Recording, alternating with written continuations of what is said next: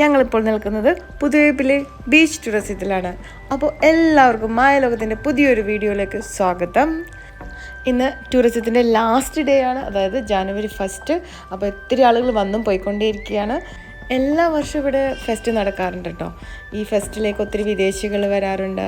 കേരളത്തിൽ അല്ലെങ്കിൽ എറണാകുളം ജില്ലയിലെ പല ഭാഗങ്ങളിൽ നിന്ന് ആളുകൾ വരാറുണ്ട്. വല്ലാത്തൊരു ഫീലാണ് ഇവിടുത്തെ ഫെസ്റ്റിന്. പ്രത്യേകിച്ചും ബീച്ച് അടുത്തും കൂടി ആകുമ്പോൾ പിന്നെ പറയാതിരിക്കാൻ വയ്യ. കേരളത്തിലെ ഏറ്റവും ഉയരം കൂടിയ ലൈറ്റ് ഹൗസിൻ്റെ തൊട്ടടുത്താണ് ഈ പുതുവൈപ്പ് ബീച്ച്.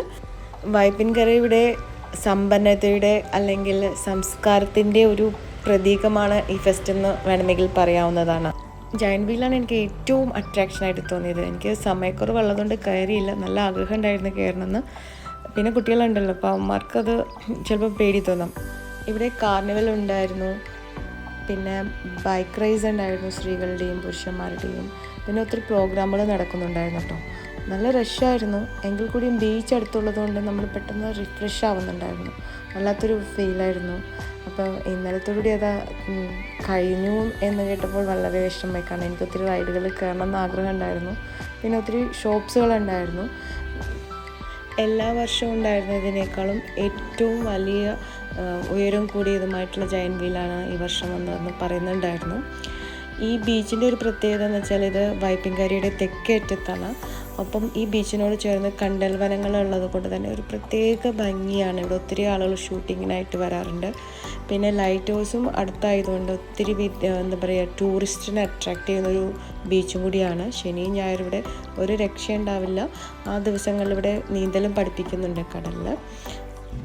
അങ്ങനെ ഞങ്ങൾ റൈഡൊക്കെ കണ്ട് എൻജോയ് ചെയ്യാം കേട്ടോ. ഒന്നിലും കയറിയില്ല, കാരണം നമുക്ക് സമയക്കുറവുണ്ട്. ഇത് കഴിഞ്ഞിട്ട് വേറൊരു സ്ഥലത്തേക്ക് പോകണം. അതുകൊണ്ട് ഞങ്ങൾ കയറിയില്ല, കണ്ട് മനസ്സിനും കണ്ണിനും ആസ്വദിച്ചുകൊണ്ട് ഇങ്ങനെ നടക്കുകയാണ്. അപ്പോഴാണ് ആര്യനും ഇന്ദ്രനും ബോറടിക്കാൻ തുടങ്ങി. അപ്പോൾ അവർക്ക് പറ്റിയത്, ആ സമയത്ത് പറ്റിയത് വാട്ടർ ബോട്ടായിരുന്നു. അങ്ങനെ അവർ വാട്ടർ ബോട്ടിൽ കയറി അവരതൊക്കെ എൻജോയ് ചെയ്ത്, അപ്പോൾ അവർക്ക് മറ്റുള്ളതൊക്കെ കാണാൻ വന്നപ്പോൾ അവരെല്ലാം കാണിക്കുകയാണ് ഞങ്ങൾ. അങ്ങനെ കാണിച്ചുകൊണ്ടിരിക്കുമ്പോഴാണ് അംബരീഷിൻ്റെ ഓഫീസിലെ സ്റ്റാഫിനെ കണ്ടു. അപ്പോൾ അങ്ങനെ അവരായിട്ട് കുറച്ച് നേരം സംസാരിച്ചു. അങ്ങനെ സംസാരിച്ച് കഴിഞ്ഞ ശേഷം അപ്പോഴേക്കും ആര്യനേന്ദ്രന് ഐസ്ക്രീം വേണമെന്ന് പറഞ്ഞു. അപ്പോൾ ഐസ്ക്രീം വേണമെന്ന് പറഞ്ഞപ്പോൾ ഐസ്ക്രീം വാങ്ങിച്ചു. ഐസ്ക്രീം കഴിച്ചുകൊണ്ട് എൻജോയ് ചെയ്തുകൊണ്ടിരിക്കുകയാണ്. അപ്പോൾ ഞങ്ങളുടെ ഒപ്പം ഈ ഒരു ഫെസ്റ്റിൽ കൂടെ വന്നത് അംബരീഷിൻ്റെ ഫ്രണ്ടായ സജിത്തും വൈഫ് ഡയാനയാണ്. അപ്പം സജിത്തിനെ ഞാൻ വിളിക്കുന്നത് ഗൗരവം എന്നാണ്. ഞാനെന്ന് മാത്രമല്ല ഫ്രണ്ട്സ് എല്ലാം. കാരണം സജിത്ത് ചിരി കുറവാണ്, അതുകൊണ്ട് സജിത്തിന് എപ്പോഴും ഗൗരവഭാവമായതുകൊണ്ട് ഗൗരവം എന്നാണ് ഞങ്ങൾ വിളിക്കാറ്. ഇതാണ് സജിത്തിൻ്റെ വീട്. അപ്പം ഞങ്ങൾ ആദ്യം അവരുടെ വീട്ടിലേക്കാണ് പോയത്. അവളാണ് ലൂസി. അങ്ങനെ ഞങ്ങൾ അകത്ത് കയറുമ്പോൾ മറ്റൊരു ഫ്രണ്ട് അമ്മിണിപ്പൂച്ച ഓടി വന്നു ആര്യനേന്ദ്രനെ കണ്ടു. പക്ഷേ ഇവർക്കൊരു അടുക്കാനൊരു ബുദ്ധിമുട്ടുണ്ടായിരുന്നു. കുറച്ച് സ്റ്റാർട്ടിങ് പ്രോബ്ലം ഉണ്ടായിരുന്നു.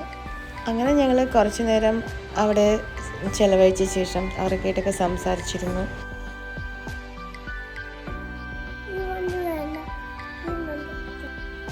ഈ കാണുന്ന ലൈറ്റ് ഗൗരവൻ്റെ സൃഷ്ടിയാണ്. ഗൗരവൻ ഉണ്ടാക്കിയതാണ്. നല്ല ഭംഗിയില്ല ഇത്. ബീച്ച് ഫെസ്റ്റിൻ്റെ ലാസ്റ്റ് ഡേ ആയതിൽ ഒത്തിരി കാര്യങ്ങൾ ഞാൻ കവർ ചെയ്യാൻ വിട്ടുപോയിട്ടുണ്ട്. വീഡിയോ ഇഷ്ടമായാൽ ലൈക്ക് ചെയ്യുക, കമൻറ്റ് ചെയ്യുക. ഇതുവരെ സബ്സ്ക്രൈബ് ചെയ്യാത്തവർ സബ്സ്ക്രൈബ് ചെയ്യുക. ബെൽ ബട്ടൺ പ്രസ് ചെയ്യാൻ മറക്കരുതേ. പുതുവത്സര ആശംസകൾ നേർന്നുകൊണ്ട് ബൈ ബൈ, സീ യു.